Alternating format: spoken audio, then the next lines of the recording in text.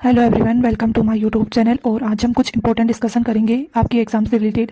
अगर मैं बात करूँ तो सबसे इंपॉर्टेंट बात ये होती है कि चीट कोड्स होते हैं वो क्या होते हैं, आपको पता होना चाहिए। मे बी अगर हम बात करें तो ये 100% होता है, वो वर्क नहीं करते, बट चांस रहता है कि 90% तक आपका क्वेश्चन होता है वो करेक्ट हो जाएगा। और अगर मैं बात करूँ तो चीट कोड होते हैं, उसके अंदर पॉसिबिलिटी रहती है अगर आपको कंफ्यूजन हो रहा है किसी क्वेश्चन में। अगर आपने एक क्वेश्चन होता है 4 मार्क्स का क्वेश्चन है पार्ट सी का, जहां पर आपने 2 ऑप्शन होता है वो तो आपने इनकरेक्ट कर दिए, आपको आते थे इनकरेक्ट कर दिए। लेकिन अगर हम ज्यादातर होते हैं वो दो ऑप्शन होते हैं, उनके अंदर ज्यादा कंफ्यूजन होते हैं। तो अगर आपको कंफ्यूजन की स्थिति बन रही है वहां पर, तो उस कंडीशन के अंदर आप होते हैं वो इन जो चीट कोड्स होते हैं उनका यूज करके और क्वेश्चन को सोल्व कर सकते हैं। मे बी ज्यादा चांसेस रहेगा कि आपका क्वेश्चन सही हो जाएगा।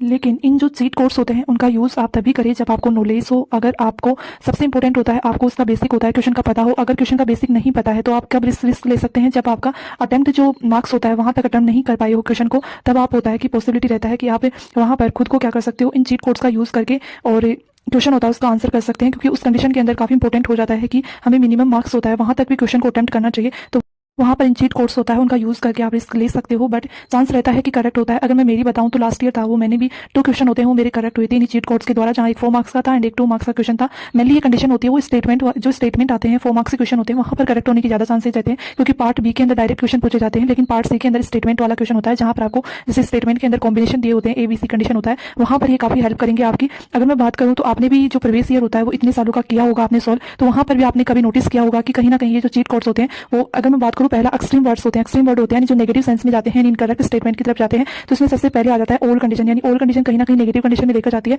ओनली कंडीशन होती है एक, ये ओनली तो सबसे ज्यादा यूज किया जाता है। ऑलवेज कंडीशन, स्ट्रक्चरली कंडीशन होती है, एक्सक्लूसिवली कंडीशन होता है, नेवर। ये जो वर्ड होते हैं वो कहीं ना कहीं नेगेटिव सेंस में बात करते हैं, स्टेटमेंट को इनकरेक्ट करवाते हैं।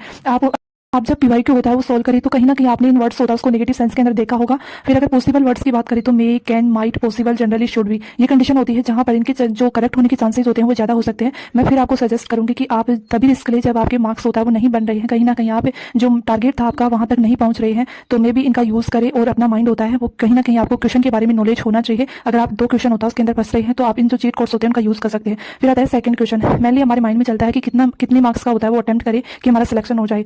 तो मेनली हम बात करें तो जो 120 मार्क्स होता है वो सबको बताया कि जनरल कंडीशन के अंदर होता है, वो CRF के लिए जरूरी होता है। तो अगर हम बात करें तो इसमें ये हो सकता है कि आप कम से कम, जहां तक अगर आप अच्छी रैंक लाना चाहते हैं तो मैं आपके अकॉर्डिंग आपने भी तय किया होगा कि मुझे कितना मार्क्स का होता है वो अटेम्प्ट करके आना है पेपर। और कहीं ना कहीं पेपर के बेसिस लेवल होता है, वहां पर भी डिपेंड करता है कि हमें अगर टफ आ रहा है तो कहीं ना कहीं हम अपनी सेफ स्कोर से थोड़ा हाईएस्ट होता है वहां तक जाएंगे। तो आई थिंक 140 से लेकर के 150 तक तो आपको अटेम्प्ट करना ही चाहिए, क्योंकि अगर इनकरेक्ट हो जाता है तो भी आप सेफ स्कोर तक पहुंच जाएंगे। अगर मैं बात करूं तो सबसे पहले ये क्वेश्चन होता है कि हम पार्ट सी को करें कि पार्ट बी को करें। तो सबसे अपनी अपनी राय होती है, वो खुद के पास होता है कि कहीं ना कहीं उन कुछ स्टूडेंट्स होता है उनको सी पार्ट करना पहले ठीक लगता है, किसी को बी पार्ट। तो आई थिंक आपके अकॉर्डिंग होता है वो कर सकते हो। लेकिन पार्ट सी को अगर पहले करेंगे आप तो कहीं ना कहीं आपका टाइम होता है वो ज्यादा वेस्ट नहीं होगा, क्योंकि पार्ट बी के अंदर कम टाइम लगेगा। तो आप कहीं ना कहीं पहले डिसाइड कर ले कि मुझे 1 आवर्स होता है, आप फास्टली होता है वो पहले क्वेश्चन होता है उस पार्ट सी के क्वेश्चन होता है वो सभी को रीड आउट करे। और अगर आपने यूनिट नहीं पढ़ी है तो उन क्वेश्चन को ना देखे, लेकिन एक नजर होता है वो जरूर से देखे कि कहीं ना कहीं आपको क्या पता आ जाए क्वेश्चन। तो रीड होता है वो अच्छे से करे क्वेश्चन को 2 बार, अगर आपको आता है तो कंफ्यूजन होता है तो कम से कम 2 बार होता है वो रीड करे क्वेश्चन को।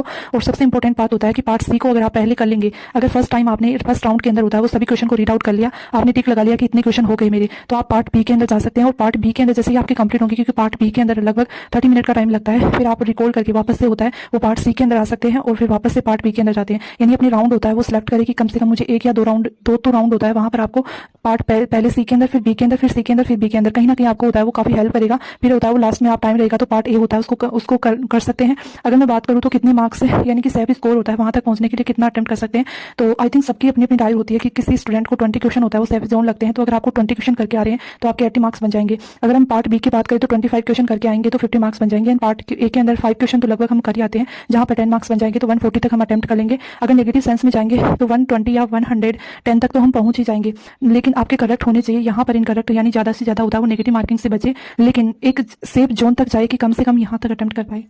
पेपर होता है वो अच्छा आता है तो आप पार्ट सी के अंदर 25 होता है वो क्वेश्चन करके आए, और पार्ट बी में भी चांस रहता है क्योंकि ज्यादा डायरेक्ट क्वेश्चन पूछे जाते हैं। तो आई थिंक 25, किसी स्टूडेंट 30 होता है वहां तक भी करके आता है, लेकिन पार्ट बी में होता है वो नेगेटिव होने के चांसेस ज्यादा रहते हैं। पार्ट सी होता है उसको अच्छे से करे, क्योंकि यही आपका क्या करेगा, सिलेक्शन होता है वो करवाने में काफी हेल्प करता है। तो मेरे सजेशन से आपको पार्ट सी होता है वो सबसे पहले करना चाहिए, और आप अपने अकॉर्डिंग होता है वो भी कर सकते हैं। पेपर देने से पहले होता है वो खुद को इतना ज़्यादा स्ट्रेस में ना लाए। सबसे इंपॉर्टेंट यही होता है आपका पीरियड, जहाँ पर आप होता है वो खुद को अगर कूल रखेंगे, अच्छे से होता है खुद को मन ही मन होता है वो I can do it, I can do it अपने आप को होता है वो कहते रहे, जिससे क्या होगा आप खुद को मोटिवेट रखेंगे और कहीं ना कहीं आपका पेपर होता है वो अच्छा जाएगा। क्योंकि स्ट्रेस लेंगे तो पेपर अच्छा नहीं जाएगा, ये मेरे साथ हो चुका है। आप अच्छे से होता है वो I can do it, I can do it होता है वो खुद को कहते रहे, खुद को मोटिवेट करते रहे और अच्छे से पेपर देकर आए। और सभी स्टूडेंट्स होता है उसको ऑल द बेस्ट कि अच्छा पेपर हो सभी का, सभी का सिलेक्शन हो, आई होप। और ओके, थैंक यू। अगर वीडियो होता है वो अच्छा लगे तो अपने फ्रेंड्स के साथ में शेयर करें, चैनल को सब्सक्राइब करें। Okay, thank you.